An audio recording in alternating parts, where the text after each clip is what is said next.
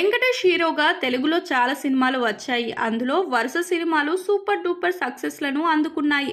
ఇక దానికి తగ్గట్లుగానే ఆయన చేసిన బొబ్బిలి రాజా సినిమా కూడా ప్రేక్షకుల్లో విపరీతమైన క్రేజ్ను సంపాదించింది. అయితే ఈ సినిమాకి బి గోపాల్ డైరెక్టర్ కావడం విశేషం. అంటే మాస్ క్లాస్ అన్నిటినీ కలిపి సినిమాని తెరకెక్కించడంలో ఆయన దిట్ట.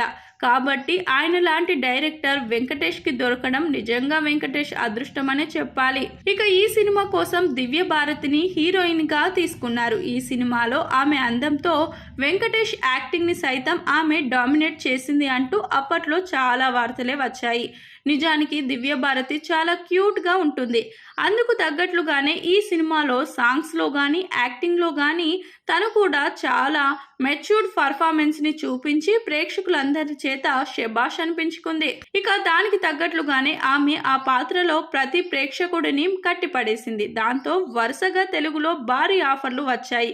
కానీ ఆమె పర్సనల్ ప్రాబ్లమ్స్ వల్ల సూసైడ్ చేసుకొని మరణించిన విషయం కూడా మనకు తెలిసిందే. ఇక మొత్తానికైతే ఈ సినిమాలో వెంకటేష్ యాక్టింగ్తో ఇరగదీస్తే ఆమె తన అందంతో అదరగొట్టింది. దాంతో ఒక సూపర్ డూపర్ సక్సెస్ ని తన ఖాతాలో వేసుకుంది. ఇక ఇప్పుడు కూడా వెంకటేష్ వరుస సక్సెస్లను తన ఖాతాలో వేసుకోవడానికి వరుస సినిమాలు చేస్తున్నాడు. ముఖ్యంగా అనిల్ రావిపూడి డైరెక్షన్లో చేసే సినిమా మీదనే ఆయన ఎక్కువగా ఆశలు పెట్టుకున్నట్లుగా తెలుస్తుంది.